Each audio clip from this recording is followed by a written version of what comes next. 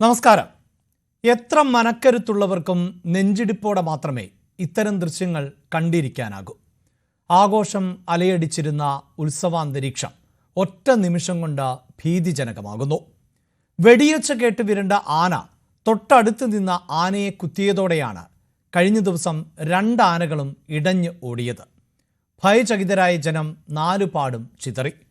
തിക്കിലും തിരക്കിലും പെട്ട് പൊലിഞ്ഞത് 3 ജീവനുകളാണ്. പലരും പരുക്കുകളോടെ ഇപ്പോഴും ചികിത്സയിലാണ്. ആരാണ് ഈ അപകടത്തിൻ്റെ ഉത്തരവാദികൾ? ആന എഴുന്നള്ളത്തിനും പരിപാലനത്തിനും കർശന ചട്ടങ്ങൾ നിലവിൽ ഉണ്ടെങ്കിലും അതൊന്നും പാലിക്കപ്പെടുന്നില്ല എന്നാണ് ഇത്തരം സംഭവങ്ങളിലൂടെ വ്യക്തമാകുന്നത്. ഈ അപകടത്തിൽ നാട്ടാന പരിപാലന ചട്ടം ലംഘിച്ചതായാണ് ജില്ലാ കളക്ടറും ചീഫ് ഫോറസ്റ്റ് കൺസർവേറ്ററും വനം മന്ത്രിക്ക് നൽകിയ പ്രാഥമിക റിപ്പോർട്ടിൽ പറയുന്നത്. ആനകളുടെ കാലിൽ ഇടച്ചങ്ങല ഇല്ലായിരുന്നുവെന്നും വെടിക്കെട്ട് നടത്തിയത് നിയമം ലംഘിച്ചാണ് എന്നും വനമന്ത്രി AK ശശീന്ദ്രനും പറയുന്നു. ആനയുടെ ഉടമസ്ഥർ, ക്ഷേത്രം ഭാരവാഹികൾ എന്നിവർക്കെതിരെ കേസ് എടുക്കാനും മന്ത്രി നിർദ്ദേശം നൽകിയിട്ടുണ്ട്. സംഭവത്തിൽ സ്വമേധയാ ഇടപെട്ട ഹൈക്കോടതി ഡിവിഷൻ ബെഞ്ച് വിഷയത്തിൽ ഗുരുവായൂർ ദേവസ്വത്തോടും വനം വകുപ്പിനോടും വിശദീകരണം തേടിയിട്ടുമുണ്ട്. അതേസമയം ഒരു ചട്ടലംഘനവും നടത്തിയിട്ടില്ല എന്നാണ് ക്ഷേത്രം ഭാരവാഹികളുടെ പ്രതികരണം. കാട്ടാന ആക്രമണത്തിൽ ഒരാൾ കൊല്ലപ്പെട്ടാൽ വലിയ പ്രതിഷേധം ഉയർത്തുന്ന മലയാളികൾക്ക് ഇത്തരം സംഭവങ്ങളോടുള്ള പ്രതികരണം എന്താണ്? എഴുന്നള്ളിച്ച് കൊണ്ടുവരണോ അപകടം എന്നാണ് ഇന്ന് ചർച്ച ചെയ്യുന്നത്. ചർച്ചയിൽ പങ്കെടുക്കുന്നത് ശ്രീ വിജയകുമാർ ബ്ലാത്തൂർ. അദ്ദേഹം പരിസ്ഥിതി പ്രവർത്തകരാണ്. അതോടൊപ്പം നിരവധി രചനകളും നടത്തിയിട്ടുണ്ട്. ഡോക്ടർ PB ഗിരിദാസ്, അദ്ദേഹം ആനപരിപാലന സമിതിയുടെ അംഗം കൂടിയാണ്. ശ്രീ ജ്യോതിഷ് കുമാർ കഴിഞ്ഞ ദിവസം അപകടമുണ്ടായ ഉത്സവ കമ്മിറ്റിയുമായി ബന്ധപ്പെട്ട് പ്രവർത്തിക്കുന്ന ആളാണ്. ഒപ്പം ശ്രീ വിഷ്ണുനാഥ് മേനോൻ, അദ്ദേഹം ഒരാന പ്രേമി കൂടിയാണ്. ആദ്യം ജ്യോതിഷ് കുമാറിലേക്ക്. ശ്രീ ജ്യോതിഷ് കുമാർ, ഈ ഉത്സവ കമ്മിറ്റിയും ക്ഷേത്രം ഭാരവാഹികളും ഒക്കെ പറയുന്നത് അവിടെ ഉത്സവം നടന്നത്, ആന എഴുന്നള്ളിപ്പടക്കം നടത്തിയത് കൃത്യമായ ചട്ടങ്ങൾ പാലിച്ചുകൊണ്ടാണ് എന്നാണ്. പക്ഷേ ഇപ്പോഴിതാ പ്രാഥമികമായ റിപ്പോർട്ട് പുറത്തു വരുമ്പോൾ ചട്ടങ്ങൾ പാലിക്കപ്പെട്ടിട്ടില്ല എന്ന കണ്ടെത്തലിലേക്കാണ് എത്തുന്നത്. അപ്പോൾ ഇതിൻ്റെ ഉത്തരവാദിത്തത്തിൽ നിന്ന് ഈ ആഘോഷ കമ്മിറ്റിക്ക് ഒഴിഞ്ഞു മാറാൻ പറ്റാത്ത സാഹചര്യമല്ലേ ഇപ്പോഴുള്ളത്?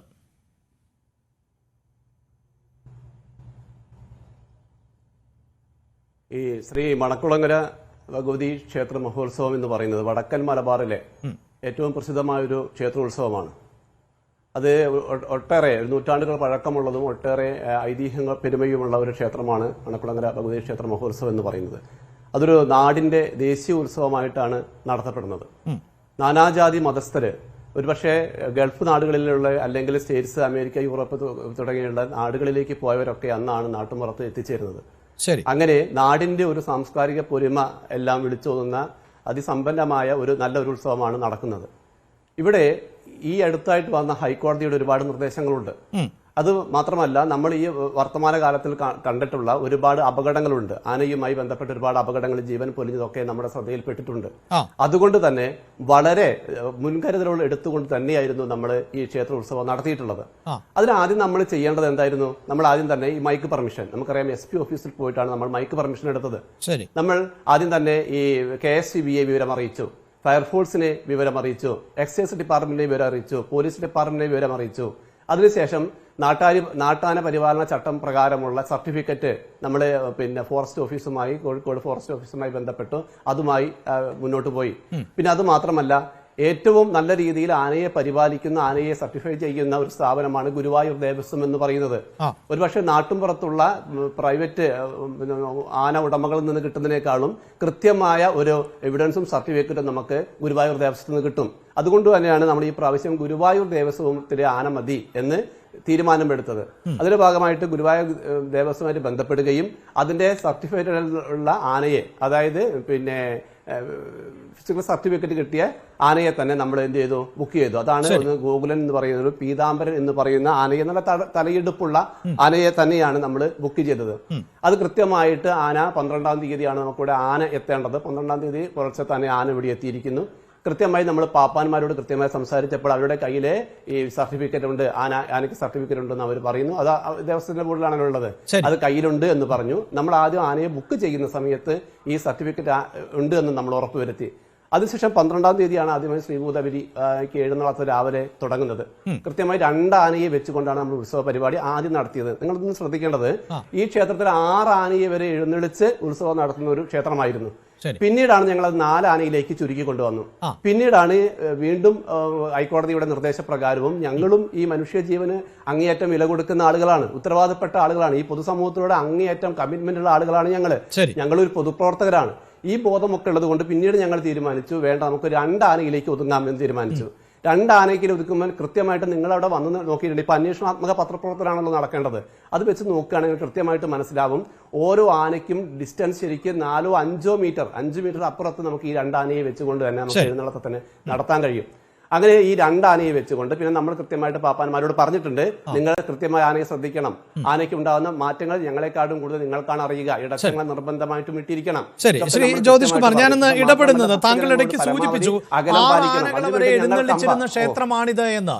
ഈ 6 ആന വേണ്ട എന്ന് തീരുമാനിക്കുമ്പോൾ ഇതിനു മുമ്പ് ഇത്തരത്തിൽ എന്തെങ്കിലും അപകടങ്ങൾ അവിടെ ഉണ്ടായിട്ടുണ്ടോ എന്നതാണ് എൻ്റെ ഒരു സംശയം. രണ്ടാമത്തെ സംശയം എന്നത്, താങ്കൾ ഈ സൂചിപ്പിക്കുന്നത് പോലെ ആനകളുടെ അകലം പാലിച്ചില്ല എന്നുള്ളതല്ല പ്രാഥമികമായി പറയുന്നത്, മറിച്ച് ഇടച്ചങ്ങല ഉപയോഗിച്ചിട്ടില്ല. അതോടൊപ്പം തന്നെ ഈ വെടിക്കെട്ട് നടന്ന സമയത്ത്, വെടിക്കെട്ട് അല്ലെങ്കിൽ ആ വെടിക്കെട്ടായി നടത്തിയതാവണമെന്നില്ല, ചിലപ്പോൾ ദീപാരാധനയുടെ സമയത്ത് ആയിരിക്കാം, അതെനിക്ക് കൃത്യമായി അറിയില്ല. എന്ത് തന്നെയായാലും ഇത്തരം കാര്യങ്ങളിൽ ചട്ടലംഘനം ഉണ്ടായിട്ടുണ്ട് എന്നാണ് പറയുന്നത്. 2 ചോദ്യങ്ങളാണ് നിങ്ങൾ ചോദിച്ചത്. അതിലൊരു ചോദ്യം ചോദിച്ചത് മുമ്പ് ഉണ്ടായിട്ടുണ്ടോ. 12 വർഷങ്ങൾക്ക് മുമ്പ്, 12 വർഷങ്ങൾക്ക് മുമ്പ് ഇതുപോലെ ഒരു ആന വിരണ്ടിട്ടുണ്ട്. അത് രാത്രിയായിരുന്നു. അത് ഒരു 12 മണിക്ക് രാത്രി തുടങ്ങുന്ന വിളക്കിന് എഴുന്നള്ളത്തിന്, തിടമ്പ് വെച്ചുള്ള വിളക്കിന് എഴുന്നള്ളത്തിനാണ് ഒരിക്കൽ ആന വിരണ്ടത്. അന്ന് ക്ഷേത്രത്തിൽ ആളുകൾ വളരെ കുറവായിരുന്നു. കാരണം 12 മണിക്കൊക്കെ ആളുകൾ കുറവായിരിക്കുമല്ലോ. ആ സമയത്ത് ആന വിരണ്ടു, ആന ഓടി തൊട്ടടുത്തുള്ള ഒരു വീടിലേക്ക്, നിങ്ങൾ ഈ അടുത്ത് ഇപ്പം ഇന്നലെയൊക്കെ അതും ആ ന്യൂസ് കൂടി വന്നത് കണ്ടിട്ടുണ്ട്. ആ വീടുകളിലേക്ക് ആന പോവുകയും ആ വീടിന് അങ്ങേയറ്റം അനിഷ്ട സംഭവങ്ങൾ ഉണ്ടാക്കുന്ന സംഭവം ഉണ്ടായിട്ടുണ്ട്. പിന്നീട് 4ഓളം മയക്കുപിടി വെച്ചിട്ടാണ് നമ്മൾ ആനയെ തളയ്ക്കാൻ കഴിഞ്ഞത്. അന്ന് ഉത്സവം നമ്മൾ ആനയെ മൊത്തം മാറ്റിക്കൊണ്ട്, അത് കാരണം പിന്നെ ഇടഞ്ഞ ആനയെ തളയ്ക്കാൻ കഴിഞ്ഞിട്ടില്ല എന്ന കാരണത്താൽ പിറ്റേന്ന് നടക്കുന്ന താലപ്പൊലി മഹോത്സവത്തിന് ഞങ്ങൾ ആനയെ തന്നെ വേണ്ടെന്ന് വെച്ചു. ഒരു പ്രയാസവും ഉണ്ടായിട്ടില്ല. എന്നിട്ട് മറ്റുള്ള ആനകളെയൊക്കെ നമ്മൾ സുരക്ഷിതമായ സ്ഥാനത്തേക്ക് മാറ്റുകയും ശേഷം ആനയില്ലാതെ തന്നെ ഉത്സവം നടത്തുകയായിരുന്നു ഉണ്ടായിരുന്നത്. പിന്നീട് ആനയെ തളച്ചതിന് ശേഷം മാത്രമാണ് അന്നത്തെ ദിവസം നമ്മൾ ശ്രീഭൂതബലിക്ക് ആന എഴുന്നള്ളിപ്പ് മാറ്റിവെച്ചു. പിന്നെ രാത്രിക്കത്തെ ഉണ്ടായിരുന്ന താലപ്പൊലി മഹോത്സവം അന്ന് നമ്മളെ ആന എഴുന്നള്ളിക്കുകയാണ് അന്ന് ചെയ്തത്. പിന്നീട് ഒരു 12 വർഷങ്ങൾക്ക് ശേഷമാണ് അന്ന് മുതൽ നമ്മൾ ചട്ടങ്ങൾ അങ്ങേയറ്റം പാലിക്കാറുണ്ട്. അതിനുശേഷം ഈ പ്രാവശ്യം ഇപ്പൊ നിങ്ങൾ ചോദിച്ചല്ലോ, പിന്നെ ഈ പ്രാവശ്യം ഇടച്ചങ്ങനെ ഇട്ടിട്ടുണ്ടോ എന്ന്. ഇടച്ചങ്ങല ഇടാൻ വേണ്ടിയും കൃത്യമായിട്ട് നിങ്ങൾക്ക് അറിയാവുന്ന ആനച്ചട്ടങ്ങളൊക്കെ പാലിക്കണമെന്ന് ഞങ്ങൾ പാപ്പാന്മാരുടെ അടുത്ത് പറഞ്ഞിട്ടുണ്ട്. ഞങ്ങൾക്കതല്ലേ അറിയുള്ളൂ. ഇടച്ചങ്ങല ഇടാൻ ഞങ്ങൾക്ക് പറ്റുമോ? ഞങ്ങൾ കൃത്യമായിട്ട് പറഞ്ഞിട്ട് ഇടച്ചങ്ങല ഇട്ടു എന്ന് തന്നെയാണ് ഇപ്പോഴും ഞങ്ങൾ വിശ്വസിക്കുന്നത്. അതിന്റെ ഒരു വീഡിയോ ഞങ്ങൾ ഒന്നും കൂടി പരിശോധിക്കുന്നുണ്ട്. ഇടച്ചങ്ങല ഇടാൻ വേണ്ടി ഞങ്ങൾ 1-ാം പാപ്പാനോടും മറ്റു പാപ്പാന്മാരോടും ഒക്കെ പറഞ്ഞിട്ടുണ്ട്. പിന്നെ വെടിക്കെട്ടിന്റെ ഒരു കാര്യമാണ്.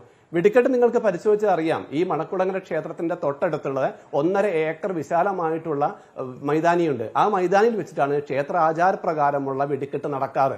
അത് ഈ വെടിക്കെട്ട് കാണാൻ വേണ്ടി തന്നെ ഈ കൊയിലാണ്ടി താലൂക്കിന്റെ വിവിധ ഭാഗങ്ങളിൽ നിന്ന് ആളുകൾ എത്താറുണ്ട്.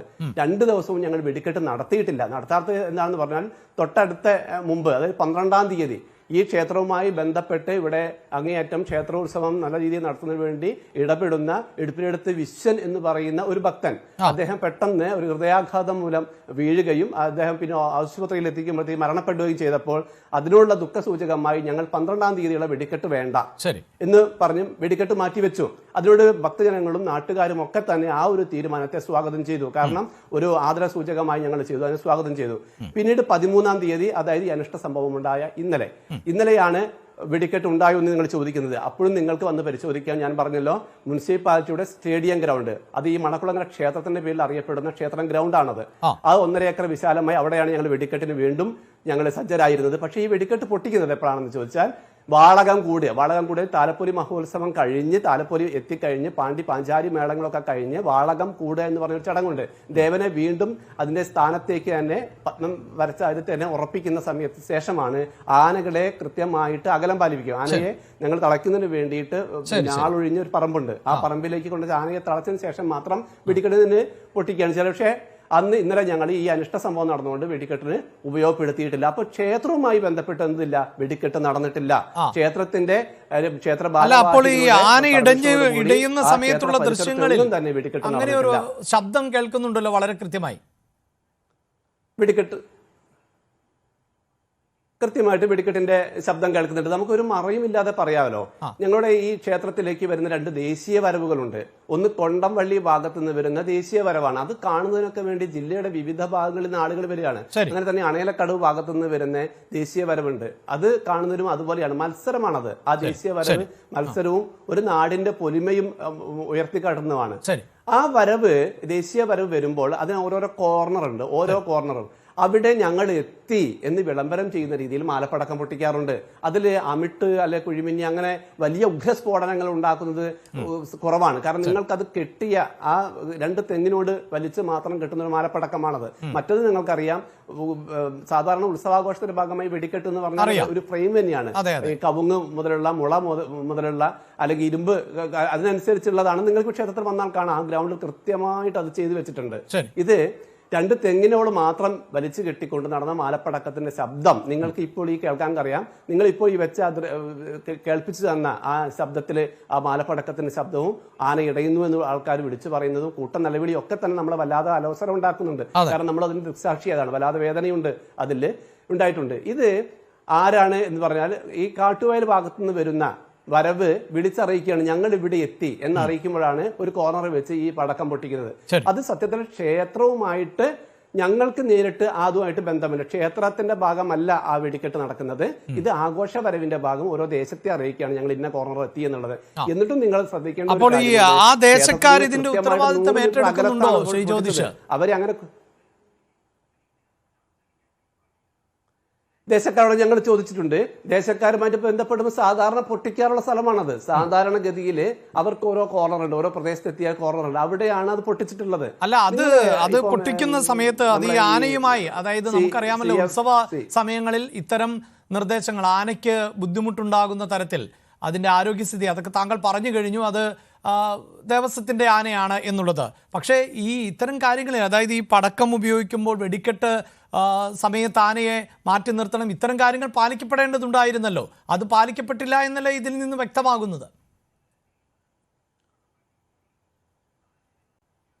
സാധാരണഗതിയിൽ നമ്മൾ ക്ഷേത്ര ഉത്സവത്തിന്റെ ഭാഗമായിട്ട്, ക്ഷേത്ര ചടങ്ങിന്റെ ഭാഗമായി പൊട്ടിക്കുന്ന ഒരു വെടിക്കെട്ടുണ്ടല്ലോ, ആ സമയത്താണ് നമ്മൾ ആനയെ സുരക്ഷിതമായ ഭാഗത്തേക്ക് മാറ്റുന്നത്. കാരണം എന്താണെന്ന് വെച്ചാൽ അത് ക്ഷേത്ര ഗ്രൗണ്ടിൽ ക്ഷേത്രവുമായി ബന്ധപ്പെട്ട് നടക്കുന്ന ചടങ്ങാണ്. അപ്പൊ നമ്മൾ ആനയെ പൂർണ്ണമായും തളച്ചിട്ടുണ്ട്. അത് താങ്കൾ പറഞ്ഞത് വ്യക്തമാണ്, അത് മനസ്സിലാകുന്നുണ്ട്. അതായത് ഈ ഉത്സവത്തിന്റെ ഭാഗമായി പ്രത്യേക വെടിക്കെട്ട്, ഒരുപാട് സമയം നീണ്ടു നിൽക്കുന്ന വെടിക്കെട്ടുകൾ എല്ലാ ക്ഷേത്രോത്സവങ്ങളിലുമുണ്ട്. എന്റെ സംശയം എന്നത് സ്വാഭാവികമായും ഇത്തരത്തിലൊരു ദേശക്കാരെത്തുമ്പോൾ അങ്ങനെ പടക്കം പൊട്ടിക്കാറുണ്ട് എന്ന് താങ്കൾ തന്നെ പറയുന്നു. അപ്പോൾ അങ്ങനെ പടക്കം പൊട്ടിക്കുമ്പോൾ ഒരു ആനയുടെ അല്ലെങ്കിൽ ഈ ആനകളുടെ പൊസിഷൻ എവിടെയാണ്, അതുകൊണ്ട് നിങ്ങൾ ഇത്തരത്തിൽ എവിടെ വരെ പടക്കം ഉപയോഗിക്കാം എന്നതൊക്കെ കൃത്യമായി അവർക്കും നിർദ്ദേശം നൽകേണ്ടതൊക്കെ ഈ ഉത്സവത്തിന്റെ തന്നെ സംഘാടകരായിട്ടുള്ളവരുടെ ഉത്തരവാദിത്തമല്ലേ ശ്രീ ജ്യോതിഷ്? ഉറപ്പായും ഉണ്ട്. നമ്മളെപ്പോഴും പറയാറുണ്ട്, ക്ഷേത്രത്തിന്റെ ആനയുമായി ബന്ധപ്പെട്ട് ഒരു 100 മീറ്റർ അകലത്തിൽ മാത്രമേ ഇത് പൊട്ടിക്കാവൂ എന്ന് നമ്മൾ പറയാറുണ്ട്. ഉഗ്രസ്ഫോടന ശേഷിയുള്ളത് പാടില്ല എന്ന് പറയാറുണ്ട്. അതുകൊണ്ട് തന്നെ ഈ വരവുമായി ബന്ധപ്പെട്ട ആഘോഷ കമ്മിറ്റിക്കാർ കൃത്യമായി പാലിക്കാറുമുണ്ട്. ഇപ്പൊ വന്ന് കണക്കെടുത്തിട്ടുണ്ട്. ഇന്നലെ ദീപ്തി മേഡം വന്നു. ഇന്നലെ ശരിക്കും എയർ ഡിസ്റ്റൻസ് ആണ് നോക്കിയത്. ദീപ്തി മേഡം വന്ന് എയർ ഡിസ്റ്റൻസ് നോക്കിയപ്പോൾ കൃത്യമായിട്ട് ക്ഷേത്രം കഴിഞ്ഞ് ആനയെ നടയിലെത്തുന്നത് ഭഗവതിയുടെ കിഴക്കേ നടയിലാണ്. അത് കഴിഞ്ഞ് ദേവന്റെ കിഴക്കേ നടയുണ്ട്. അത് കഴിഞ്ഞ് അവിടെ തിടപ്പള്ളി ഓഫീസ് ഉണ്ട്. അത് കഴിഞ്ഞ് ഏതാണ്ട് 3/4 ഏക്കറോളം വിശാലമായൊരു കുളമുണ്ട്. അത് കഴിഞ്ഞ് അതിനുശേഷം ഒരു വലിയ പറമ്പുണ്ട്. അതും കഴിഞ്ഞിട്ടാണ് എന്ത് വരുന്നത്, ഇവർ മാലപ്പടക്കം പൊട്ടിച്ച സ്ഥലം വരുന്നത്. കൃത്യമായിട്ട് എയർ ഡിസ്റ്റൻസ് നോക്കിയിട്ട് ദീപ്തി മേഡം തന്നെ അന്ന് പറഞ്ഞിട്ടുണ്ട്, ഇത് കൃത്യമായ 100 മീറ്ററിനും അപ്പുറത്തുണ്ട് എന്ന് പറഞ്ഞിട്ടുണ്ട്. അവിടെയാണ് ഈ മാലപ്പടക്കം പൊട്ടിയിട്ടുള്ളത്. അതിനു മുമ്പ് നിങ്ങളൊന്നും ശ്രദ്ധിച്ചറിയില്ല, ആ വീഡിയോ നിങ്ങൾക്ക് ശ്രദ്ധിച്ചാൽ അറിയാം.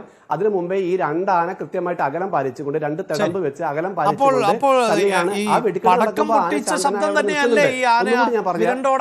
സാഹചര്യം സൃഷ്ടിച്ചത്.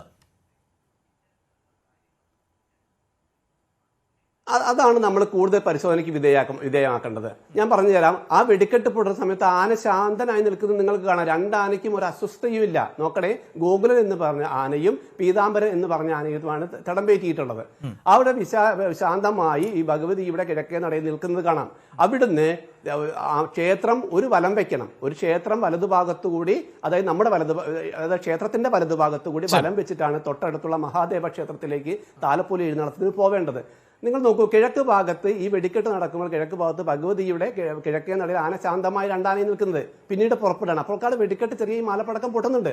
ആ പോകുന്ന സമയത്ത് ദേവന്റെ കിഴക്കേ നടയിലെത്തുന്നു. ഉടനെ ഗോകുലൻ എന്ന് പറഞ്ഞ ആനയെ ആണ് മുൻനിർത്തി വലത്തോട്ട് തിരിച്ചു കൊണ്ടുപോകുന്നത്.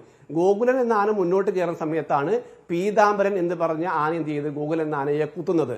നോക്കണം, സാധാരണഗതിയിൽ ഉഗ്രസ്ഫോടനങ്ങൾ അങ്ങനെയൊക്കെ ഉണ്ടെങ്കിൽ ആന പേടിച്ചിട്ടാണെങ്കിൽ ആന തിരിഞ്ഞ് വിരണ്ടോടുന്നതൊക്കെ നമ്മൾ കാണാറുണ്ട്.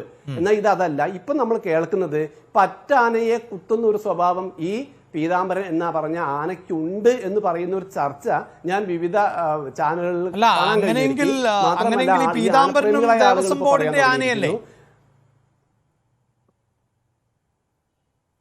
അതെ, പീതാംബരൻ ദേവസ്വം ബോർഡിന്റെ ആനയാണ്.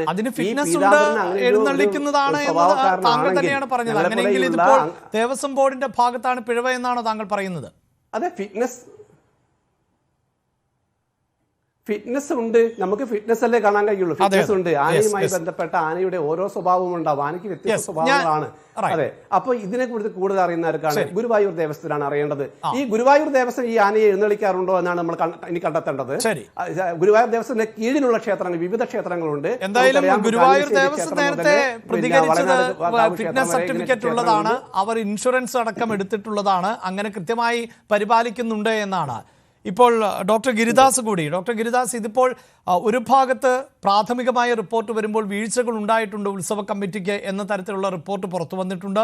അതിൽ ഇടച്ചങ്ങല ഉപയോഗിച്ചിട്ടില്ല, അതോടൊപ്പം തന്നെ വെടിക്കെട്ടുമായി ബന്ധപ്പെട്ട്. പക്ഷേ ക്ഷേത്രം കമ്മിറ്റിയുടെ ഭാഗമായിട്ടുള്ള അല്ലെങ്കിൽ ഉത്സവാഘോഷ കമ്മിറ്റിയുടെ ഭാഗമായിട്ടുള്ള ജ്യോതിഷ പറയുന്നത് അങ്ങനെ ഒരു വെടിക്കെട്ട് നടന്ന സമയമല്ല അത് ഈ ദേശം വരവുകാർ പടക്കം പൊട്ടിച്ച സമയത്താണ് എന്നൊക്കെയാണ്. ഇതിപ്പോൾ വലിയ ആശയക്കുഴപ്പമുണ്ടാക്കുന്ന ഒന്നാണ്. ഈ ആന തൊട്ടടുത്ത് നിന്ന് ആനയെ കുത്തി എന്നത് യാഥാർത്ഥ്യവുമാണ്. എന്താണ് താങ്കൾക്ക് ഇതിൽ നിന്ന് മനസ്സിലാക്കാൻ സാധിക്കുന്നത്? ഈ ഉത്സവങ്ങളിൽ ഇതിപ്പോൾ ഒരു സംഭവം മാത്രമല്ല, ഈ കഴിഞ്ഞ ദിവസങ്ങളിലൊക്കെ ഇങ്ങനെ ആന വിരണ്ടോടുന്ന ഒരു സാഹചര്യം ഉണ്ടാകുന്നു.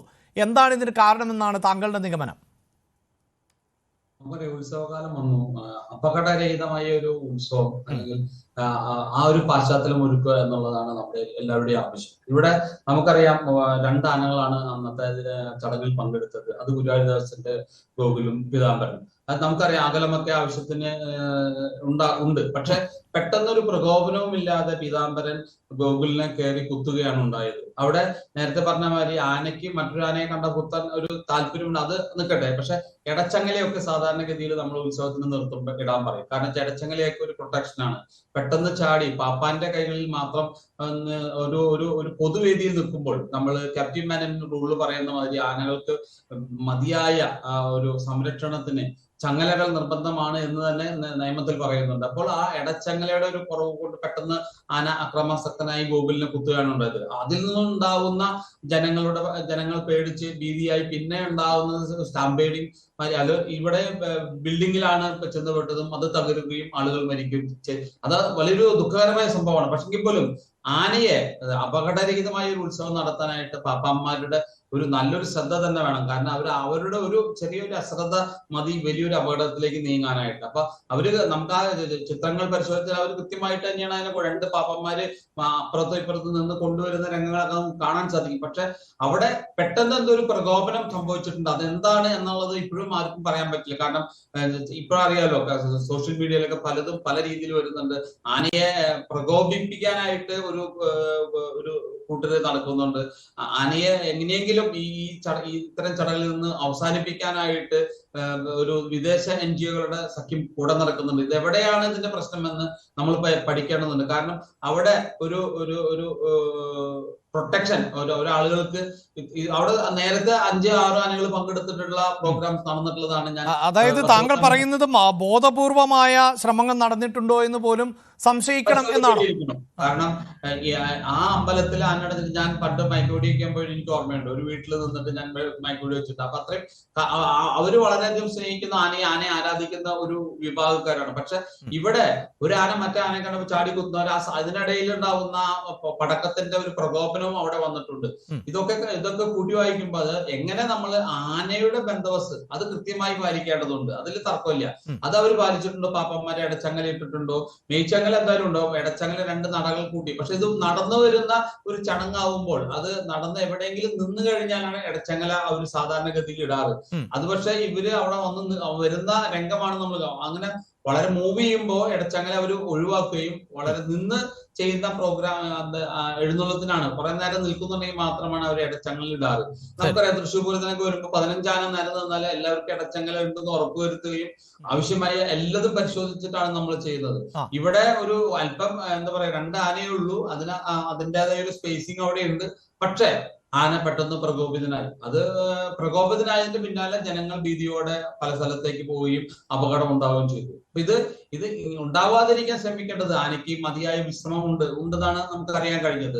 അതുപോലെ തന്നെ ഭക്ഷണം അത് കിട്ടിയിട്ടുണ്ട്. പക്ഷെ ഇവിടെ എന്തോ ഒരു പ്രകോപനം കയറി വന്നതാണ് ഇതിന്റെ എല്ലാത്തിനും കാരണം എന്നുള്ള തർക്കമില്ല. അത് അവിടെ വെടിക്കെട്ടിന്റെ കാര്യം നേരത്തെ സംസാരിച്ച പോലെ അമ്പലത്തിന്റെ വെടിക്കെട്ടല്ല, മറിച്ച് വേറെ അവിടെ വരുന്ന ആളുകൾ രണ്ടുപേരുടെ മത്സരത്തിന്റെ ഭാഗമായി പൊട്ടിക്കുന്ന വെടിക്കെട്ടാണ്.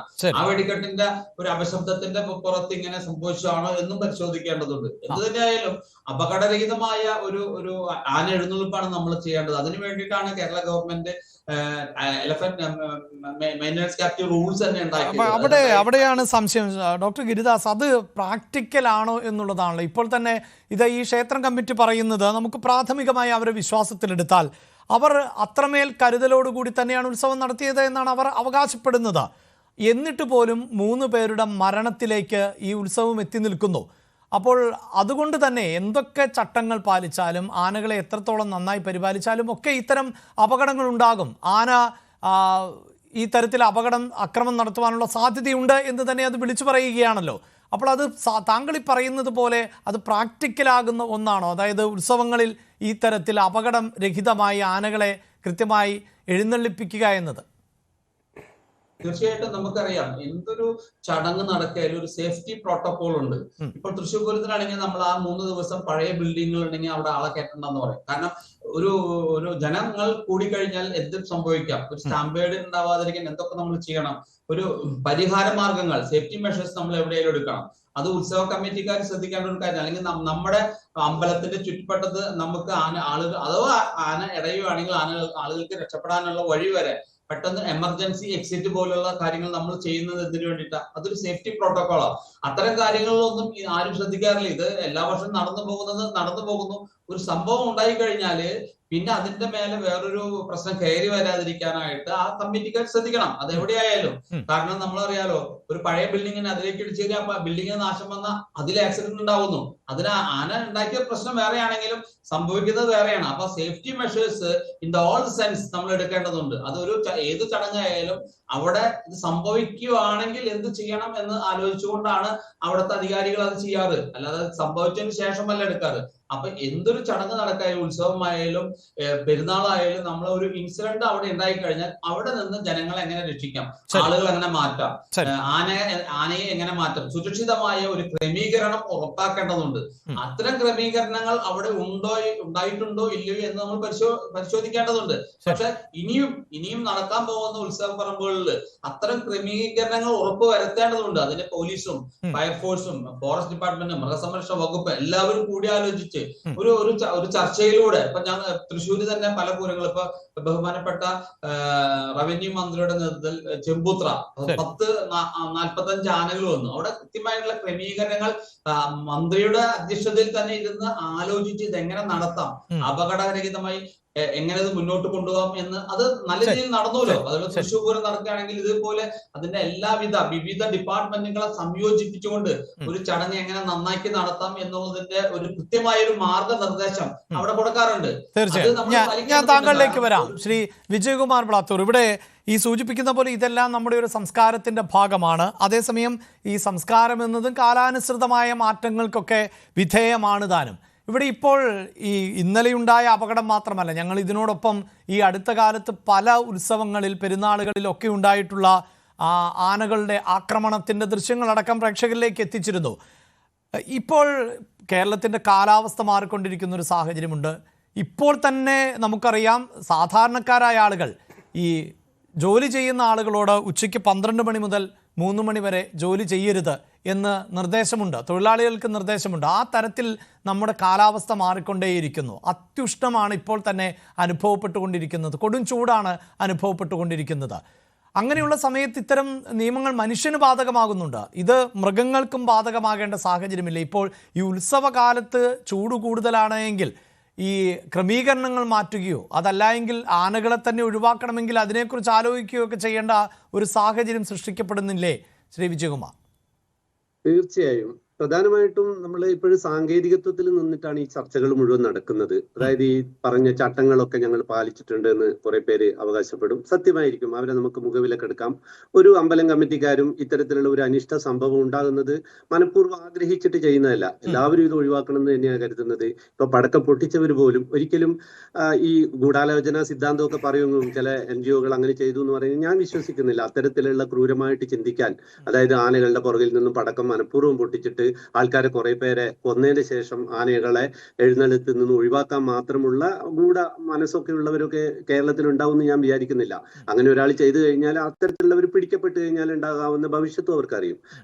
നമ്മൾ ഇപ്പോഴും ചർച്ച ചെയ്യുമ്പോൾ ഇവരെയൊക്കെ നമുക്ക് മുഖവിലൊക്കെ എടുക്കാം. അവരൊക്കെ നന്മയോട് കൂടിയിട്ട് വളരെ ദേശത്തിന്റെ ഉത്സവം വളരെ മനോഹരമായിട്ടും സന്തോഷപൂർവ്വവും തീരണം, ആഘോഷപൂർവ്വം ആഘോഷിക്കണം എന്നുള്ള ഉദ്ദേശത്തോടു കൂടി ചെയ്തതായിട്ട് ഒക്കെ തന്നെ നമുക്ക് കണക്കാക്കാം. ഇവര് ഇടച്ചങ്ങലി ഇട്ടോ ഇല്ലയോ, അല്ലെങ്കിൽ ആ എയർ ഡിസ്റ്റൻസ് എത്ര ഉണ്ടായിരുന്നു, അവിടെ പടക്കം പൊട്ടിയില്ലോ, ഞങ്ങളല്ല പൊട്ടിച്ചതെന്നോ, പല സാങ്കേതികത്വങ്ങൾ പറഞ്ഞിട്ട് പലരിലേക്ക് നമുക്ക് ഇതിന്റെ കുറ്റങ്ങളൊക്കെ ആരോപിച്ചുകൊണ്ട് എല്ലാവരും സ്വതന്ത്രമായിട്ട് ആരും ഞങ്ങളൊന്നും അല്ല ഈ കുറ്റം, ഇതിങ്ങനെ സംഭവിച്ചു പോയതാണ് എന്ന് ഓരോ സംഭവങ്ങൾ നടക്കുമ്പോഴും ആവർത്തിച്ചുകൊണ്ടിരിക്കുകയാണ്.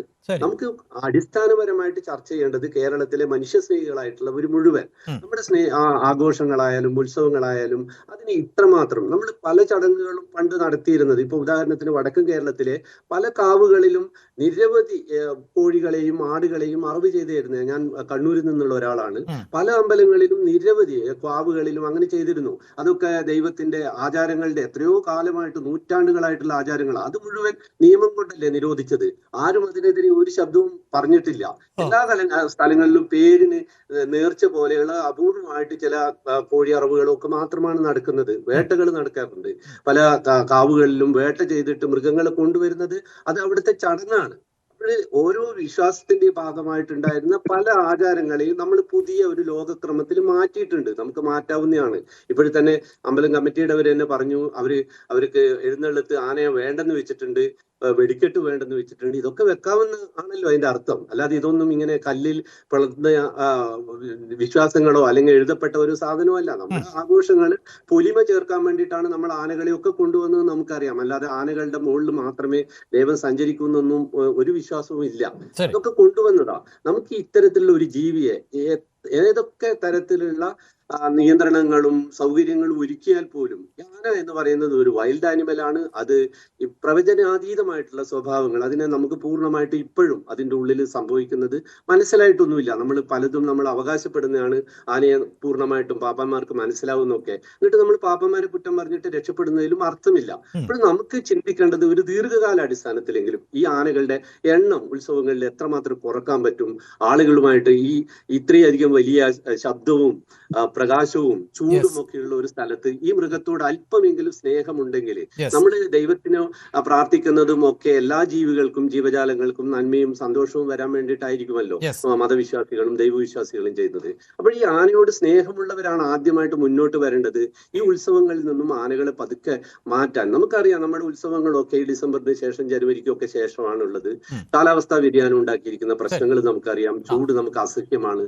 ആനയെ പോലെ വിയർപ്പ് ഗ്രന്ഥികൾ ഇല്ലാത്ത ഒരു ജീവിയെ ഇത്രയധികം ആളുകൾ കൂടി നിൽക്കുന്ന സ്ഥലത്ത് മണിക്കൂറുകളോളം എന്തൊക്കെ പറഞ്ഞാലും ഏതൊക്കെ ചട്ടങ്ങൾ പറഞ്ഞാലും ആ ചട്ടങ്ങളിലൊക്കെ ഉപരിയായിട്ട് ഈ ആനയെ ഓരോ നിമിഷവും പ്രവചനാതീതമായിട്ടുള്ള സ്വഭാവമുള്ള ജീവിയാണ്.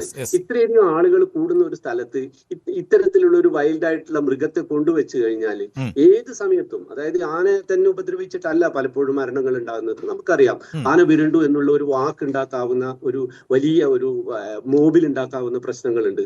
അതുമൂലം എത്രയോ അപകടങ്ങൾ ഉണ്ടാവും. അവ നിയന്ത്രിക്കാൻ നമുക്ക് ഇനി ദീർഘകാലത്തിൽ ഒന്നിക്കൽ ആനക്ക് പകരം റോബോട്ടിക് ആയിട്ടുള്ള ആനകൾ ഇപ്പോഴും ഉപയോഗിക്കുന്നുണ്ട്. അത്തരത്തിലൊക്കെ കുറെ കൂടി വിശാലമായ അർത്ഥത്തിൽ അമ്പലം കമ്മിറ്റികളാണ് വരേണ്ടത്, മനുഷ്യസ്നേഹികളാണ് വരേണ്ടത്, ആനസ്നേഹികളാണ് വരേണ്ടത്.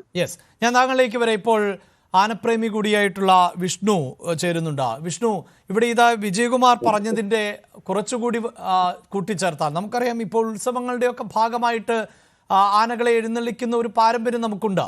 പക്ഷേ ഉത്സവങ്ങളിലും പെരുന്നാളുകളിലും മറ്റ് ആഘോഷങ്ങളിലുമൊക്കെ എന്തെല്ലാം മാറ്റങ്ങളാണ് ഇപ്പോൾ വന്നിട്ടുള്ളത് എന്ന് നമുക്കറിയാം. ക്ഷേത്രങ്ങളിലൊക്കെ എത്ര ശബ്ദം കൂടിയ ബോക്സുകളാണ് ഇപ്പോൾ. ഗാനമേള, നാടകം, ബാലയൊക്കെ ഉണ്ടെങ്കിൽ അവിടെ കാതടപ്പിക്കുന്ന, ഒരു പക്ഷേ സാധാരണക്കാരായ ആളുകൾക്ക് പോലും അവൻ്റെ ഹൃദയം കൂടുതൽ ഇടിക്കുന്ന തരത്തിലേക്കുള്ള അത്ര വലിയ ശബ്ദത്തിൽ ഉള്ള ബോക്സുകൾ ഉപയോഗിക്കുന്നു. പടക്കങ്ങൾ പൊട്ടിക്കുമ്പോൾ അത് മത്സരമായി മാറിയിരിക്കുന്നു. ഇപ്പോൾ നേരത്തെ ജ്യോതിഷ് തന്നെ പറഞ്ഞു, വിവിധ ദേശങ്ങളുടെ മത്സരമാണ്. അവിടെ എന്തൊക്കെ കാട്ടിക്കൂട്ടാമോ അതെല്ലാം കാട്ടിക്കൂട്ടുകയാണ്. മറ്റുള്ളവൻ്റെ ബുദ്ധിമുട്ടൊന്നും അവിടെ ആരും ഗൗനിക്കുന്നില്ല എന്നുള്ളതാണ്. അങ്ങനെ ശബ്ദ ക്രമീകരണങ്ങൾ, അതോടൊപ്പം തന്നെ ഈ LED ലൈറ്റുകളും ഒക്കെ വന്നതോടുകൂടി ഈ അലങ്കാര ബൾബുകൾ, അത് തന്നെ നമുക്കറിയാം. ഇതൊക്കെ ഒരു മൃഗത്തിനുണ്ടാക്കുന്ന ഭീതി അത് നമുക്ക് ഊഹിക്കാവുന്നതേ ഉള്ളൂ. അപ്പോൾ ഉത്സവങ്ങളുടെ രീതികൾ, ആഘോഷങ്ങളുടെ രീതികൾ മാറുന്നുണ്ടെങ്കിൽ ഇവയെ മാറ്റി നിർത്തണമെങ്കിൽ അതിനെക്കുറിച്ച് ആലോചിക്കേണ്ട സമയമായിട്ടില്ലേ ശ്രീ വിഷ്ണു?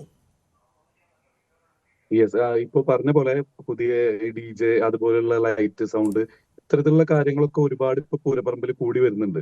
പക്ഷെ അതുപോലെയല്ല ആനയെഴുന്നള്ളിപ്പ് കാലങ്ങളായിട്ടുള്ളതാണ്. ഇവൻ എന്റെ നാട് തൃശ്ശൂരാണ്. 1440 വർഷത്തിലേറെ പഴക്കമുണ്ട് ആറാട്ടുപുഴ പൂരത്തിന്.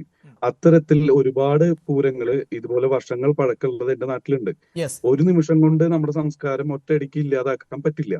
നമുക്ക് അവിടെയാണ് ശ്രീ വിഷ്ണു ഞാൻ ആവർത്തിച്ച് പറഞ്ഞത്, 440 വർഷങ്ങൾക്ക് മുമ്പുള്ള ഒരു അവസ്ഥയിലേക്ക് താങ്കൾ തന്നെ ഒന്ന് ചിന്തിച്ചു നോക്കൂ. ആ ക്ഷേത്രത്തിന്റെ അന്തരീക്ഷം എന്തായിരുന്നിരിക്കാം? അവിടെ ഒരു ശബ്ദം എന്നത് ഉണ്ടാകുമോ? ഒരു കലാപരിപാടി നടക്കുമ്പോൾ സ്റ്റേജിൽ നടന്നാൽ പോലും അങ്ങനെ ഒരു സ്റ്റേജ് എന്ന സങ്കല്പമൊക്കെ അന്ന് ഉണ്ടാവാനുള്ള സാധ്യത പോലുമില്ല. അതാണ് ഞാൻ സൂചിപ്പിച്ചത്. അങ്ങനെയുള്ള ഒരു പരിസരത്ത് ആനകൾ കുറച്ചുകൂടി സുരക്ഷിതമാണ്. പൂരത്തിനെ പറ്റിയിട്ട് താങ്കൾക്ക് അറിയാഞ്ഞിട്ടായിരിക്കും. കാരണം ആറാട്ടുപുഴ പൂരത്തിന് ഒരുപാട് ദേവീദേവന്മാരുടെ ദേവസംഗമം നടക്കുന്ന ഒരു സ്ഥലമാണത്. അവിടെ സ്റ്റേജ് പ്രോഗ്രാമോ കാര്യങ്ങൾക്കോ അല്ല പ്രസക്തി. അവിടെ മറ്റുള്ള അമ്പലങ്ങളിൽ നിന്ന് വരുന്ന ദേവീദേവന്മാർക്കാണ് അവിടെ പ്രസക്തി.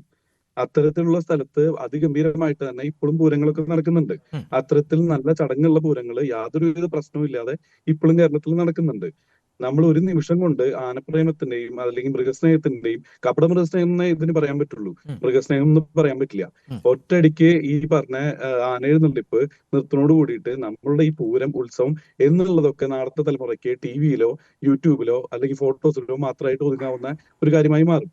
മുമ്പ് ഇതുപോലെ ഇന്ത്യയിൽ എത്രയോ സർക്കസ് കമ്പനികൾ ഉണ്ടായിരുന്നു. അതുപോലെ തന്നെ നമ്മുടെ വെടിക്കെട്ട്, എത്ര വലിയ പാരമ്പര്യമുള്ള നല്ല വെടിക്കെട്ടുകാരെ നമ്മുടെ നാട്ടിലുണ്ടായിരുന്നു. ഈവൻ വിദേശികൾക്ക് പോലും അറിയില്ല നമ്മുടെ തൃശ്ശൂർ പൂരത്തിന്റെ ഒരു അമിട്ടിന്റെ ഫിനിഷിംഗ് എങ്ങനെ അത് വരുത്തി തീർക്കുന്നു. അപ്പോ അത്തരത്തിലുള്ളതെല്ലാം കുറ്റിങ്ങിലൊരു ദുരന്തമുണ്ടായി എന്നതിന്റെ പേരിൽ വെടിക്കെട്ടിനെ നിയന്ത്രണം കൊണ്ടുവരികയും അതുപോലെ തന്നെ ചൈനീസ് പടക്കങ്ങള് കൂടുതൽ വിറ്റഴിക്കാൻ വേണ്ടിയിട്ട് അവരുടെ ഒരു ലോബി പ്രവർത്തിക്കുകയും ചെയ്തുകൊണ്ട് ഒരുപാട് വെടിക്കെട്ടുകാരുടെ കുടുംബങ്ങൾ പട്ടിണിയായി. അത്തരത്തിലൊരു സംസ്കാരം തന്നെ ഇപ്പൊ തുടർച്ച് നീക്കപ്പെട്ടു എന്ന് വേണം പറയാൻ. അത്തരത്തിൽ ആനയെ ആശ്രയിച്ചും അല്ലാതെയും ജീവിക്കുന്ന ഒരുപാട് പേര് ഇന്ന് കേരളത്തിലുണ്ട്. ഇതെടുത്ത് നോക്കുകയാണെങ്കിൽ നമുക്ക് ഒരുപാട് തരത്തിൽ ഡിവൈഡ് ചെയ്യേണ്ടി വരും. ഒന്ന്, വിശ്വാസം. കാലങ്ങളായിട്ട് നമ്മൾ ആചരിച്ചു വരുന്ന ഒരു ആചാരം, ഒരു സംസ്കാരം. അത് ഒറ്റയടിക്ക് തുടച്ചു നിൽക്കാൻ പറ്റുന്നതല്ല. നമുക്ക് വേണ്ട മാറ്റങ്ങൾ വരുത്തുന്നുണ്ട്, ഇല്ല എന്ന് പറയുന്നില്ല. ഇപ്പൊ ഈ 400 വർഷം മുമ്പ് അല്ലെങ്കിൽ 1400 വർഷം മുമ്പ് ഉള്ള ആ ചടങ്ങിനെ ഒരുപാട് നിയമങ്ങൾ, നാട്ടാന പരിപാലന ചട്ടം നിലവിൽ വന്നതെല്ലാം ഗിരിദാസ് സാർ പറഞ്ഞിരുന്നു. അത്തരത്തിൽ നിയമങ്ങൾ വന്നിട്ടുണ്ട്, അതിനനുസരിച്ചിട്ടുള്ള മാറ്റങ്ങളെല്ലാം നമ്മൾ വരുത്തുന്നുണ്ട്. ആനയ്ക്ക് വെയിലത്ത് എഴുന്നള്ളിക്കുന്നില്ല, 3 മണിക്ക് ശേഷമാണ് എഴുന്നള്ളിക്കുന്നത്. അതുപോലെ തന്നെ ചങ്ങല നിർബന്ധമാക്കുന്നത് നിയമത്തിന്റെ അടിസ്ഥാനത്തിലാണ്. ചങ്ങലിൽ ഏതൊരു നന്നായിട്ട് ആന പരിപാലിക്കുന്ന ഒരാൾക്കും 4 കാലിൽ ചങ്ങലില്ലാതെയും സുഖമായിട്ട് ആനയെ ഹാൻഡിൽ ചെയ്യാൻ പറ്റും. പക്ഷെ ആനയെ ചങ്ങലയ്ക്ക് ഇടുന്നത് പബ്ലിക് പ്ലേസിൽ ആനകളെ അസംബിൾ ചെയ്യുന്നതുകൊണ്ടാണ്. അതുപോലെ തന്നെ വിശ്വാസത്തിന്റെ കാര്യം ഒന്ന് പറഞ്ഞു, സംസ്കാരത്തിന്റെ കാര്യം, ഇത്രയും വർഷത്തോളം പഴക്കമുള്ള ഒരു കാര്യം നിർത്താൻ പറ്റില്ല, അതൊന്ന് പറഞ്ഞു. പിന്നെ ഈ തൃശ്ശൂർ പൂരം അതല്ലെങ്കിൽ അത്തരത്തിലുള്ള പൂരങ്ങളിൽ ആന എഴുന്നള്ളിപ്പ് ഇല്ല എങ്കിൽ അതിന് ഇത്രയും ജനപങ്കാളിത്തം ഉണ്ടാവുമെന്ന് നിങ്ങൾക്ക് തോന്നുന്നുണ്ടോ? എനിക്ക് തോന്നുന്നില്ല. കാരണം ഇവൻ ഞാനാണെങ്കിലും ശരി, റോബോട്ടിന്റെയും മരത്തിന്റെയും ആനകളെ വെച്ച് എഴുന്നള്ളിക്കാനാണെങ്കിൽ എനിക്ക് വീട്ടിൽ പൂരം കണ്ടാൽ മതി, എനിക്ക് വീട്ടിൽ തന്നെ ഇതൊക്കെ ചെയ്യാവുന്നേ ഉള്ളൂ. നേരെ മറിച്ച് തൃശ്ശൂർ പൂരം, ഉത്രാളിക്കാവ് പൂരം, കുറ്റിയങ്കാവ്, അങ്ങനെ ഒരുപാട് പൂരങ്ങളിൽ ഇത്ര ജനപങ്കാളിത്തം വരുന്നത് അവിടെ ആനകളുടെ പ്രസൻസ് ഉള്ളത് കൊണ്ടാണ്. ആനകളെ കാണാനും ആ സൗന്ദര്യം കാണാനും വിലയിരുത്താനും അതിന്റെ ഒരു പ്രത്യേക കമ്പുള്ള ആൾക്കാർ ഒരുപാട് ഇന്ന് നമ്മുടെ നാട്ടിലുണ്ട്. ഈ ആനകൾക്ക് വേണ്ടതിലധികം പരിചരണം നൽകിയിട്ടാണ് നാട്ടിൽ പരിപാലിക്കുന്നത്. ഒരു വെറ്റിനറി ഓഫീസറുടെ 15 ദിവസം കൂടുമ്പോൾ ഫിറ്റ്നസ് സർട്ടിഫിക്കറ്റ് കറക്റ്റ് ആയിട്ട് എല്ലാ ആനകളും എഴുന്നള്ളിപ്പിൽ പങ്കെടുക്കുന്നവർ മെയിൻറ്റെയിൻ ചെയ്യുന്നുണ്ട്. അതുപോലെ തന്നെ ഒരുപാട് കാര്യങ്ങൾ, ഫീഡിംഗ് രജിസ്റ്റർ ആയിക്കോട്ടെ, എല്ലാം കറക്റ്റ് ആയിട്ട്. പക്ഷേ വിഷ്ണു, ഇതെല്ലാം താങ്കൾ പറയുമ്പോഴും താങ്കൾ ഈ ദൃശ്യങ്ങൾ കണ്ടു കാണുമല്ലോ, ഈ ഇന്നലത്തെ ദൃശ്യം കണ്ടിട്ടുണ്ടാവാം, അതിനു മുമ്പുള്ള ദൃശ്യങ്ങൾ, ഇതിങ്ങനെ ആവർത്തിച്ചുകൊണ്ടേയിരിക്കുകയല്ലേ? അതാണ് ഞാൻ പറഞ്ഞത്. നമ്മളൊരു കാര്യം നടന്നു, ഇപ്പൊ പൊട്ടിക്കൽ ദുരന്തം നടന്നപ്പോൾ ആ വെടിക്കെട്ട് എന്ന സംഭവം തന്നെ ഇല്ലാതാക്കിയതുപോലെ ഒരു സിറ്റുവേഷൻ മാത്രം വിലയിരുത്തിയിട്ട് ഒരിക്കലും ഇതിനെ ആക്ഷേപിക്കാൻ പറ്റില്ല. കാരണം ഈവൻ മനുഷ്യന്മാരെ പോലെ തന്നെ ഓരോ മൃഗങ്ങളും അവരുടേതായിട്ടുള്ള രീതിയിൽ വേറെ സ്വഭാവങ്ങളും അവരുടെ ചില വീക്ക് പോയിന്റ്സും ഉണ്ടായിരിക്കും. ഈ മൂഡ് സ്വിങ്സ് പോലെ തന്നെ ആനകൾക്കും ഇതുണ്ടായിരിക്കും. ഈവൻ ഇവിടെ സംഭവിച്ചത് ആ പീതാംബരൻ എന്ന ആന, ആ വീഡിയോയില് എന്റെ ഒരു കാഴ്ചപ്പാടാണ് പറയുന്നത്, ആ വീഡിയോ കണ്ടാൽ അറിയാം ആന സ്ട്രെസ്ഡ് ആണ്. മേ ബി ആ വെടിക്കെട്ടിന്റെ സൗണ്ട് കൊണ്ടായിരിക്കാം. ആന ആ ഭാഗം ക്ലിയർ ചെയ്ത് ഓടി പോകാൻ ശ്രമിക്കുമ്പോൾ ഗോകുൽ എന്ന ആന അതിന് ഓപ്പോസിറ്റ് ആയിട്ട് വന്നു നിൽക്കുന്നതുകൊണ്ടും അതിന് തടസ്സമായി വന്നതുകൊണ്ട് അതിനെ കുത്തി സൈഡിലേക്ക് മാറ്റി ഓടാനാണ് ആന ശ്രമിക്കുന്നത്. ഈവൻ ഈ ഒരു സംഭവം നടക്കുമ്പോൾ നിങ്ങൾ മനസ്സിലാക്കേണ്ട ഒരു കാര്യമുണ്ട്, ആന ഇന്റൻഷനലി ഇവിടെ ഒരാളെയും കൊന്നിട്ടില്ല, അതല്ലെങ്കിൽ ഇന്റൻഷനലി ഒന്നും നശിപ്പിച്ചിട്ടില്ല. ആനയുടെ ആ ഒരു സ്ട്രെസ്, ആ ഒരു സമയത്ത് ആനയ്ക്ക് ആ സിറ്റുവേഷൻ, ആ ഒരു സ്ഥലത്തിൽ നിന്ന് ഒഴിവാവണം, എങ്ങനെയെങ്കിലും ഓടിപ്പോണം എന്നുള്ള ഒരു മൈൻഡ് സെറ്റിൽ കാട്ടിക്കൂട്ടിയ പരാക്രമത്തിലാണ് ഇത്രയും സംഭവിച്ചിട്ടുള്ളത്. ഇത് ഒരു സംഭവം നടന്നു, അതിനെ പറ്റിയിട്ട് നമ്മൾ വിശകലനം ചെയ്യണം, അത് വേണ്ടെന്നല്ല പറയണത്. പക്ഷെ അത് ആധാരമാക്കിയിട്ട് ഇനിയുള്ള എല്ലാ പൂരത്തിനും ഇതുപോലെ ഉണ്ടാവും എന്ന് നമുക്ക് പറഞ്ഞുകൂടാ. കാരണം വേണ്ട പ്രിക്കോഷൻസ് എടുക്കണം, അത്രയും ഞാൻ പറയുന്നുള്ളൂ. ശരി, വളരെ പെട്ടെന്ന് എല്ലാ അതിഥികളിലേക്കും തിരികെ എത്താം, ഇടവേളയ്ക്ക് ശേഷം.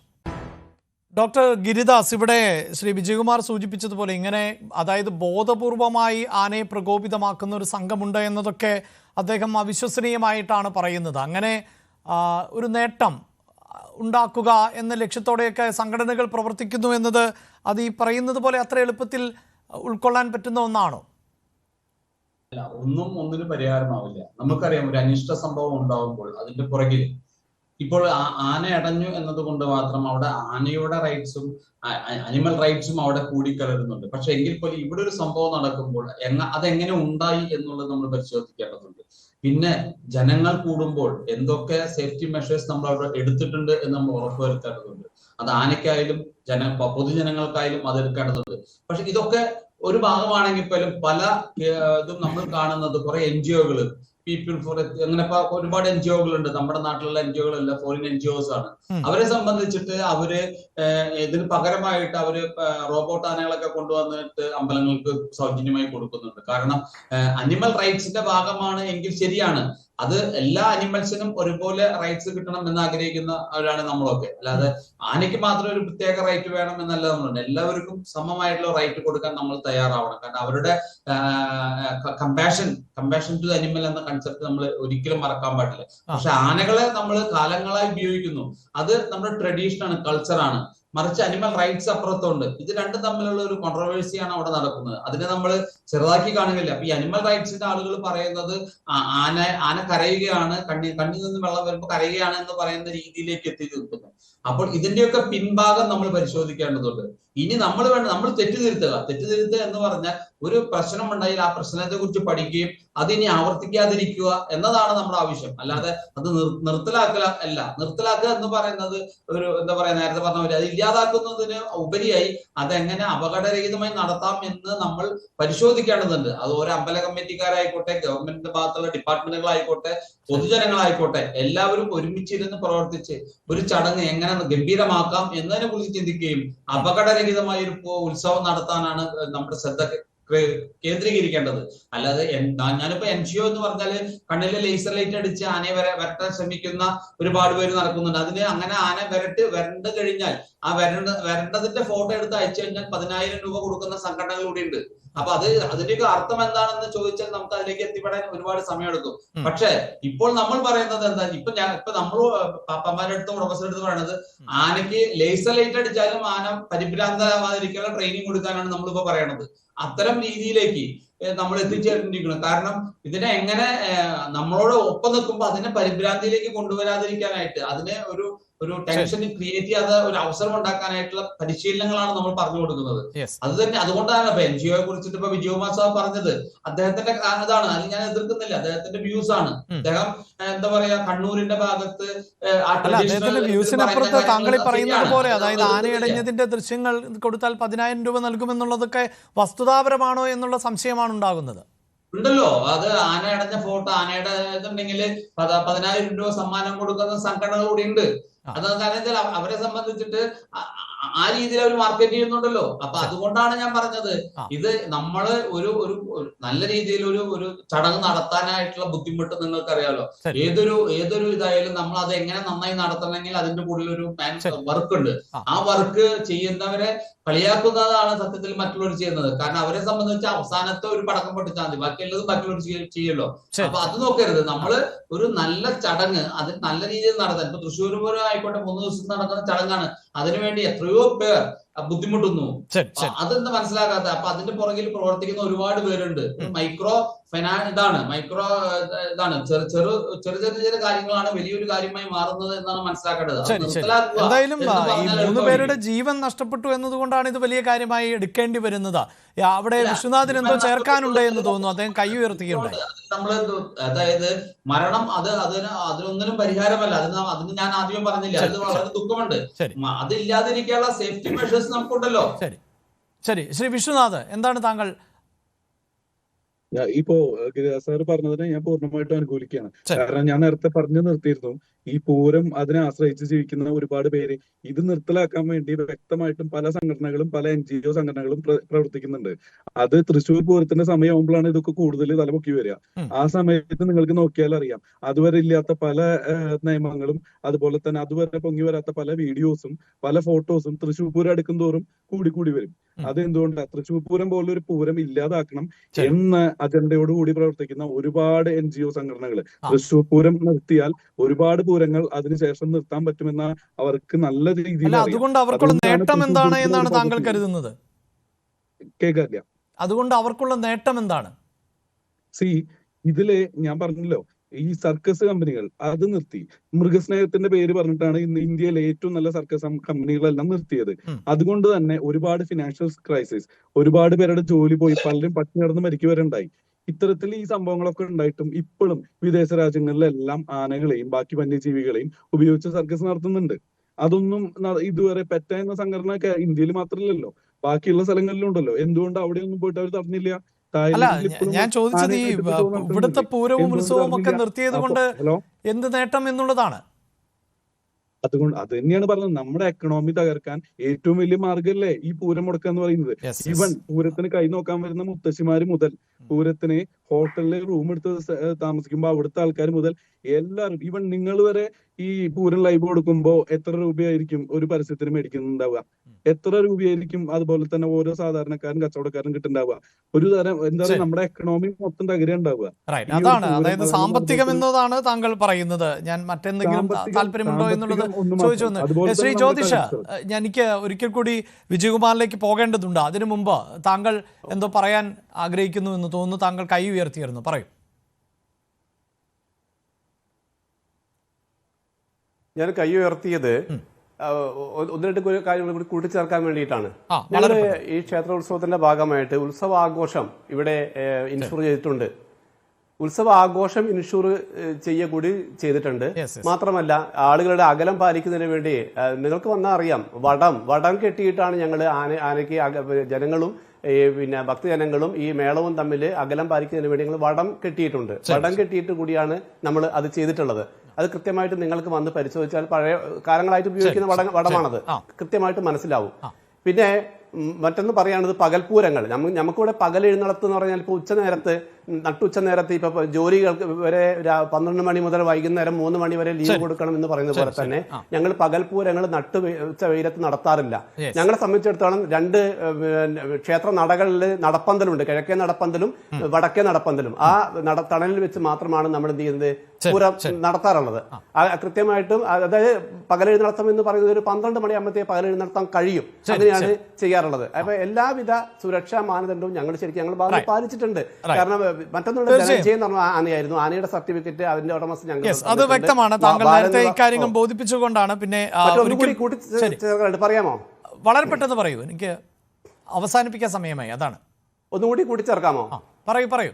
അതെ, അതെ. ഇപ്പം നമുക്ക് നേരത്തെ പറഞ്ഞതുപോലെ ഒരു ഇൻസിഡന്റ് ഉണ്ടാവുന്ന സമയത്ത് നമ്മളത് പൂർണ്ണമായി നിർത്തണം എന്ന് പറയുന്നത് നേരത്തെ എൻ്റെ കൂടെ സംസാരിച്ചവർ പറയണ്ട. ഇപ്പം നമുക്കറിയാം, വളരെ കാലങ്ങൾക്ക് മുമ്പ് നമുക്ക് ശബരിമലയിലെ മകരജ്യോതി ദർശനത്തിന് വടം പൊട്ടി 10-28 പേര് മരിച്ചത്. ആ സമയത്ത് പറഞ്ഞിട്ടുണ്ട് ഈ മകരജ്യോതി നിർത്തണം എന്ന് പറഞ്ഞിട്ടുണ്ട്. ഇപ്പൊ കുംഭമേളയിൽ സമയത്ത് 144 വർഷം കഴിഞ്ഞ് നടക്കുന്ന ഒരു കുംഭമേളയിൽ അവിടുത്തെ ഒരു ഭരണകൂടം നോക്കണം, 1000 കോടി ശ്രീ വിജയകുമാർ, അതായത് ആളുകൾ പറയാണ് അത് നിർത്തണം എന്ന് പറയുന്നത്. അതായത് സ്വാഭാവികമാണ് ഇത്തരത്തിൽ എതിരഭിപ്രായങ്ങളും വിമർശനങ്ങളും ഉണ്ടാകും. ഇപ്പോൾ നിരവധി സംഘടനകളൊക്കെ, അതായത് അനിമൽ സ്നേഹം പറയുന്ന സംഘടനകൾ പോലും ഇവിടെ ലക്ഷക്കണക്കിന് മൃഗങ്ങളെ, പക്ഷിമൃഗാദികളെ ഒക്കെ ഓരോ ദിവസവും കൊന്നൊടുക്കുന്നുണ്ട്, അതിനെയൊന്നും ചോദ്യം ചെയ്യാറില്ല എന്നതുൾപ്പെടെയുള്ള വാദങ്ങൾ ഇങ്ങനെ ആവർത്തിച്ചുകൊണ്ടേയിരിക്കും. അതെ, ഇപ്പോഴും പറയുമ്പോഴും നേരത്തെ പറഞ്ഞ ഗൂഢാലോചന സിദ്ധാന്തങ്ങൾ ഇതിൽ NGOs ഉണ്ടോ, അത് നമുക്ക് അതിനെ പറ്റി കൃത്യമായിട്ടുള്ള അറിവില്ല. ഇപ്പോഴും ആനയുടെ കാര്യത്തിലൊക്കെ പ്രത്യേകമായിട്ട് ആനയോടുള്ള അമിത സ്നേഹത്തോട് കൂടിയിട്ട് ആന സംരക്ഷണത്തിന് വേണ്ടിയിട്ടുള്ള ചില ഫണ്ടുകളൊക്കെ കിട്ടുന്ന ഏജൻസികളൊക്കെ ഉണ്ടെന്ന് നമുക്ക് എല്ലാവർക്കും അറിയാം. ഞാൻ അതിലല്ല പറഞ്ഞത്. അത്തരത്തിലുള്ള ഗൂഢ ഉദ്ദേശങ്ങളൊക്കെ ഉള്ളതും വിദേശ ഫണ്ടുകൾ ഉപയോഗിക്കുന്ന NGOs ഒക്കെ കേരളത്തിലുണ്ട്, നമുക്കറിയാം. അതിലൊക്കെ ഉപരി നമ്മുടെ കൂടെയുള്ള ഒരു സഹോദരങ്ങളാണ് മരിച്ചത്. അത് വളരെ സ്വാഭാവികമായിട്ട് കാണുന്നു എന്നുള്ളതിലാണ് സങ്കടമുള്ളത്. ഒരേ സമയം കേരളത്തില് കാട്ടാനകള് ചവിട്ടി അല്ലെങ്കിൽ കുത്തിയിട്ടോ കൊല്ലുമ്പോൾ അത് ഒഴിവാക്കാൻ പറ്റാത്തതാണ്. നമുക്കറിയാം കേരളത്തിന്റെ പ്രത്യേക സങ്കീർണമായിട്ടുള്ള കാടിന്റെ അവസ്ഥ, കാടിനോട് ചേർന്ന് ആളുകൾ താമസിക്കുന്നതൊക്കെ നമുക്ക് വളരെ വളരെ സങ്കീർണമാണ് ആ പ്രശ്നം. പക്ഷെ അതിൽ കാണുന്ന ഇത്തരത്തിലുള്ള ചർച്ചകൾക്ക് പകരം ഒഴിവാക്കാൻ പറ്റുന്ന, മനുഷ്യർ 1ഉം 2ഉമല്ല 100 കണക്കിന് ആളുകൾ മരിച്ചിട്ടും അതൊരു ചർച്ച പോലും അല്ലാതെ നമ്മുടെ ആഘോഷങ്ങളും ഇതിന്റെ എന്താ പറയണ്ടത് പൊലിമയും കൂട്ടിക്കൊണ്ടേയിരിക്കണം എന്ന് വാദിക്കുന്നതിലുള്ള ഒരു മനുഷ്യത്വ വിരുദ്ധതയുണ്ട്. നമ്മൾ എല്ലാവരും ദൈവവിശ്വാസമായാലും ചടങ്ങുകളായാലും ആചാരങ്ങളായാലും ഒക്കെ മനുഷ്യനെ മുന്നിൽ കണ്ടുകൊണ്ടാണല്ലോ ഇവിടെ വന്നിരിക്കുന്ന ഓരോരാളോ ഇന്നലെ മരിച്ചവർ പോലും ഈ ചടങ്ങിന്റെ ഒക്കെ ഭാഗമായിട്ട് ഉൾക്കൊള്ളാൻ വേണ്ടി വന്നവരാ. അവരുടെയൊക്കെ ജീവൻ പോകുന്ന തരത്തിൽ ഉണ്ടാകുന്നുണ്ടെങ്കിൽ നമ്മൾ പുനർചിന്തനം വേണം. അതാണ് താങ്കളുടെ അഭിപ്രായം. ഈ 3 ജീവനുകൾ കൂടി പൊലിഞ്ഞ പശ്ചാത്തലത്തിലാണ് ഈ വിഷയം നമ്മൾ ചർച്ച ചെയ്യുന്നത്. പക്ഷേ ആഘോഷങ്ങളും അല്ലെങ്കിൽ ഉത്സവങ്ങൾ, പെരുന്നാളുകളൊക്കെ നമ്മുടെ സംസ്കാരത്തിൻ്റെ ഭാഗമാണ്, അതിൽ ഒരു തർക്കവുമില്ല. പക്ഷേ കാലാനുസൃതമായ മാറ്റങ്ങൾ പലപ്പോഴായി ഈ ആചാരങ്ങളിലൊക്കെ ഉണ്ട്. അവിടെ ആനകളെ എഴുന്നള്ളിക്കുന്നുവെങ്കിൽ ഒന്നുകിൽ കൃത്യമായി ചട്ടങ്ങൾ പാലിച്ച് അതിലൂടെ മറ്റുള്ളവർക്ക് ബുദ്ധിമുട്ടുണ്ടാകാത്ത തരത്തിൽ തന്നെയാണ് ഉത്സവങ്ങളും ആഘോഷങ്ങളുമായി മുന്നോട്ട് പോകേണ്ടത്. അല്ല അതിന് സാധ്യമാകുന്നില്ല എങ്കിൽ തീർച്ചയായും അത്തരം മൃഗങ്ങളെ അല്ലെങ്കിൽ ആനകളെ എഴുന്നള്ളിക്കുന്നതിൽ നിന്ന് ഒഴിവാക്കുക എന്നത് മാത്രമാണ് മാർഗം. അത് അധികൃതരും ഒപ്പം വിശ്വാസി സമൂഹവും ഒക്കെ കൂടി ആലോചിച്ച് എടുക്കേണ്ട ഒന്ന് തന്നെയാണ്. അത്തരം ആലോചനകൾ നടക്കട്ടെ എന്ന് തന്നെയാണ് നമുക്ക് പറയാൻ സാധിക്കുകയുള്ളൂ. വളരെയധികം നന്ദി ചർച്ചയിൽ പങ്കെടുത്ത എല്ലാ അതിഥികൾക്കും. ചർച്ച പൂർണ്ണമാകുന്നു. നമസ്കാരം.